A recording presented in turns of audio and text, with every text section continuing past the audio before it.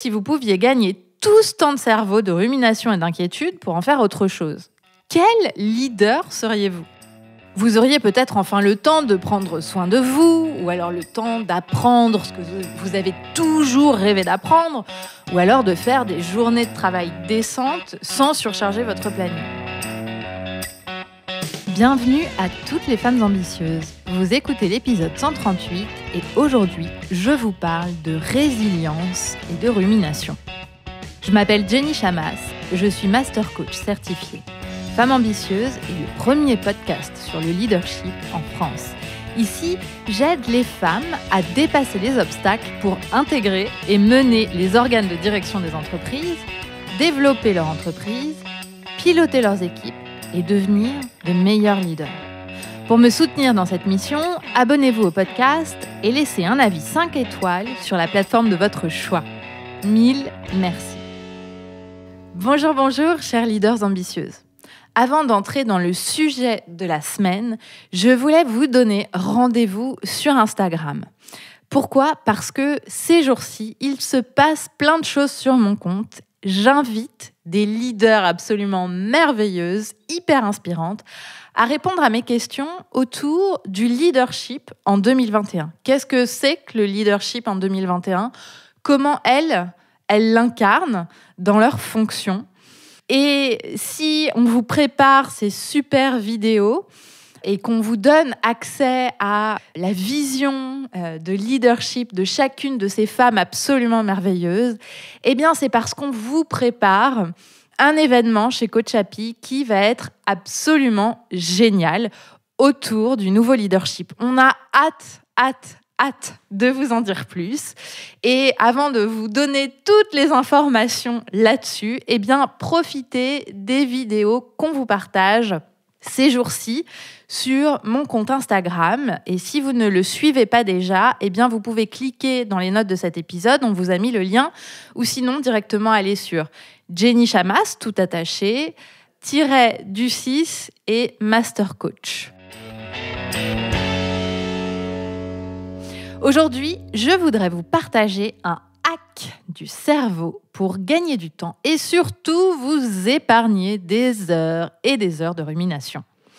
Parce que je constate que l'être humain passe énormément de temps à ruminer. Et en tant que leader avec des responsabilités, les opportunités sont très nombreuses de ruminer, de s'inquiéter, d'envisager le scénario catastrophe. Vous faites face à des changements et des imprévus et vous avez un agenda déjà bien chargé. Catastrophe. Vous avez de nombreux interlocuteurs qui ne sont pas toujours faciles à gérer. Vous avez des objectifs à atteindre et parfois, peut-être souvent, c'est vraiment difficile d'y arriver. Vous avez peur de ce que pensent les autres de vous, vous rejouez des conversations dans votre tête. Je pourrais continuer cette liste longtemps, mais vous avez compris. À chaque incertitude, inquiétude, frustration, mécontentement, peur, la rumination n'est jamais très loin. Et elle est un fléau. Parce que quand vous ruminez, vous n'avancez pas. Vous ne trouvez pas de solution, vous n'êtes pas présente à vous-même, ni aux autres, vous ne dormez pas. Et conclusion, vous avez du mal à exercer pleinement votre leadership et à créer de la valeur. Sans parler du fait que vous ne kiffez pas ce que vous faites. Et la rumination appelle la rumination. Ce superbe cercle vicieux de rumination. Et au fond, cette rumination, elle n'est jamais utile. Elle n'a strictement aucun bénéfice. Mais je sais, vous n'arrivez pas à la stopper. Et la raison majeure, c'est que les pensées qui tournent en boucle dans votre tête, les scénarios que vous imaginez, les images que vous visualisez, vous semblent si réalistes que vous les prenez pour des évidences. L'imprévu et le changement, par exemple, sont systématiquement négatifs car ils perturbent votre agenda. Les interlocuteurs compliqués sont forcément un problème. Dans votre imaginaire, vous n'atteignez jamais votre objectif et les autres pensent nécessairement quelque chose de négatif de vous. Alors, chacun de ces scénarios catastrophes tourne en boucle dans votre esprit. Vous prenez ce scénario pour une réalité et cette image devenue réalité est quelque chose dont vous vous dites que c'est terrible, que vous ne vous en remettrez pas. Et la rumination se poursuit. Et je sais ce dont vous rêvez. Vous rêvez d'un bouton rouge, vous savez, le gros bouton rouge sur lequel vous pourriez appuyer pour tout stopper. Évidemment, je comprends bien cette envie et je comprends aussi le phénomène de la rumination puisque j'en ai souvent fait l'expérience et j'accompagne mes clientes sur le sujet pour les aider à s'en défaire. Imaginez un peu si vous pouviez gagner tout ce temps de cerveau, de rumination et d'inquiétude pour en faire autre chose. Quel leader seriez-vous ? Vous auriez peut-être enfin le temps de prendre soin de vous, ou alors le temps d'apprendre ce que vous avez toujours rêvé d'apprendre, ou alors de faire des journées de travail décentes sans surcharger votre planning. On est bien d'accord, il y a un véritable enjeu. Et j'ai récemment pris conscience que la rumination ne faisait presque plus partie de ma vie. Alors que, évidemment, quand je décris cette rumination et que vous vous reconnaissez 1000 fois, j'arrive à cette description notamment parce que je l'ai vécue. Et donc, c'est plus facile de raconter quelque chose qu'on connaît. En observant mes réactions, ce à quoi je passe mon temps, j'ai remarqué que la partie rumination avait disparu. Par le passé, là où la rumination était la plus présente dans ma vie, c'était dans mon travail. Quel que soit le métier que j'exerce, que ce soit en entreprise, que ce soit ma propre entreprise, peu importe, dans toutes mes fonctions, quel que soit le niveau de responsabilité, quels que soient les enjeux, j'étais une spécialiste de la rumination. Et donc, j'ai décidé d'aller décortiquer ce qui avait changé pour pouvoir vous en parler parce que je me suis dit que ça pouvait être utile. Et je suis parvenue à plusieurs conclusions. La première conclusion, c'est que pour stopper la rumination, il est nécessaire d'aller à la source. La rumination, en fait, n'est qu'un symptôme de vos pensées conscientes ou inconscientes. En bref, vous devez apprendre à manager vos pensées, à en avoir conscience, à les challenger et à accueillir les émotions qu'elles génèrent pour ne pas vous mettre en mode rumination. Sauf qu'évidemment, ce processus est en général inconscient. Et une fois que la rumination est activée, il est difficile de l'arrêter. Personnellement, c'est le coaching et l'auto-coaching qui ont été les outils fabuleux qui ont mis un stop à mes ruminations. Et ce n'est pas si compliqué. Vous vous dites peut-être que ça prend énormément de temps de changer, que vous êtes un cas de rumination désespéré, mais c'est faux. Vous avez un cerveau qui, comme tous les cerveaux, peut créer de nouveaux chemins neuronaux en 21 jours. En bref, il vous faut 21 jours pour vraiment changer une pensée et la changer durablement. Et la bonne nouvelle, c'est que la rumination repose sur une pensée. La deuxième conclusion, c'est que la résilience est la clé de voûte de l'anti-rumination.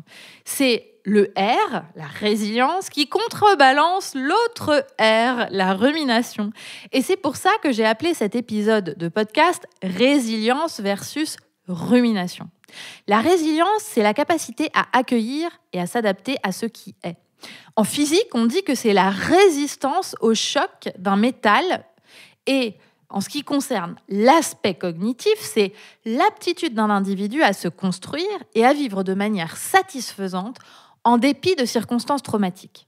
Bon, on est d'accord. Quand on parle d'imprévus, de changements, d'interlocuteurs difficiles dans le cadre professionnel, on ne parle pas nécessairement de chocs traumatiques. Bien qu'il puisse évidemment y avoir des chocs traumatiques dans le travail. Mais ça, c'est autre chose. Le mot choc traumatique, dans les exemples que je vous ai cités, est fort. Mais il se trouve que votre cerveau scanne le danger, le potentiel choc traumatique. Et c'est ce qui crée la rumination. Comme si la rumination allait vous protéger du choc ou que c'était une préparation au choc. Ce que je vous propose, en fait, pour pallier à la rumination, c'est d'apprendre la résilience. Alors je sais, sur le papier, c'est un concept beau et pur qui a l'air moralement parfait. Mais je vais vous dire, il n'y a aucune morale à la résilience. C'est absolument OK si vous n'êtes pas résiliente. Vous êtes quand même 100% valable. Simplement, la résilience est d'une grande aide pour contrer la rumination. Alors, ma troisième conclusion, et c'est finalement ce que je veux vous offrir comme conclusion principale de mon exploration, c'est que j'ai découvert, en décortiquant de quelle façon j'ai réussi à limiter mes ruminations, et plus précisément en observant ce que je me disais à chaque fois que je vis une situation qui va contre ce que je veux ou qui ne colle pas à ce que j'avais prévu. En fait, j'ai mis le doigt à des pensées ou à des questions que je me pose quand quelque chose que je ne voulais pas arrive et qui me permettent d'entrer en mode résilience plutôt que d'entrer en mode rumination. Donc, je vais vous donner, pour vous partager ces questions, 3 exemples. J'ai essayé d'en faire des exemples généraux. Vous pouvez évidemment tout à fait adapter ça à votre propre exemple. Alors, premier exemple. Disons que je contacte quelqu'un à qui je fais une proposition, avec qui j'ai vraiment envie de communiquer, de travailler. J'aimerais vraiment que cette personne accepte ma proposition. Et il se trouve que cette personne ne répond pas, ou alors cette personne dit non. Le mode rumination se passerait comme suit. J'y pense et j'y repense. Je me dis que je n'aurais jamais dû contacter cette personne car je me suis ridiculisée, que je n'ai pas employé les bons mots ou que j'ai été trop présomptueuse. Le mode résilience commence par cette question. Que dois-je apprendre de cela ? Et quand je me pose cette question, ce qui me vient, c'est c'était peut-être pas le bon moment pour nous de travailler ensemble. Ce qui doit se faire, de toute façon, se fera. Je peux peut-être améliorer mon approche pour la prochaine fois. Exemple numéro 2, une super opportunité tombe à l'eau. Le mode rumination serait « je désespère, je me dis que cela n'arrivera plus jamais. Je me dis que c'est tellement dommage parce que ça aurait été si bien. » Le mode résilience commence par cette question. Quel est le signe que ça m'envoie ? Eh bien, ce n'était peut-être pas dans cette direction que je devais aller. De toute façon, il y a toujours une bonne raison à ce qui se passe.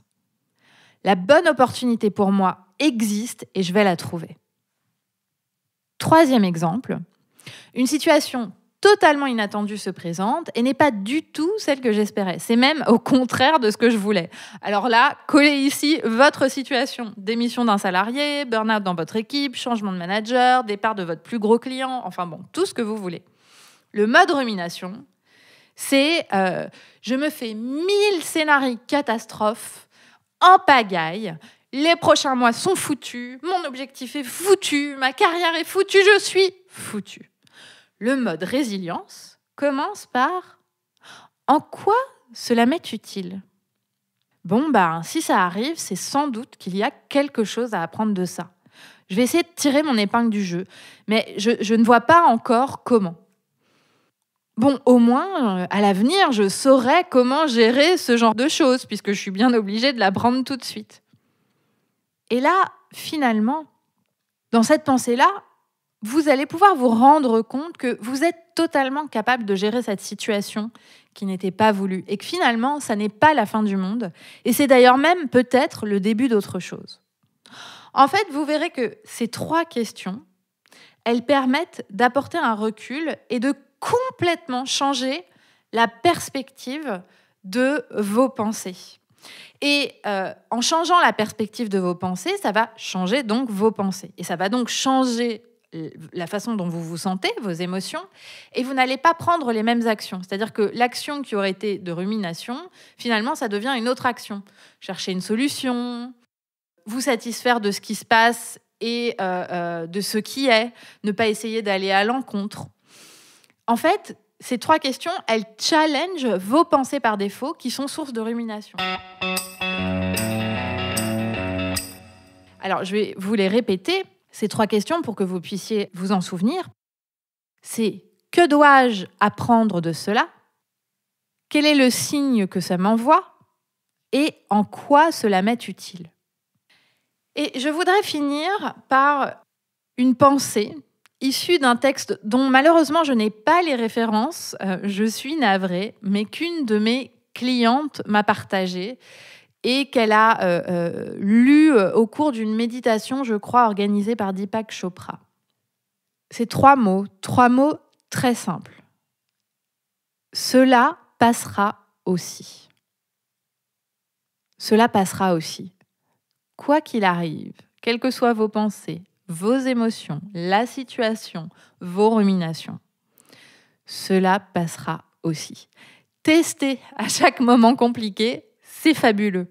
Rappelez-vous, cela passera aussi.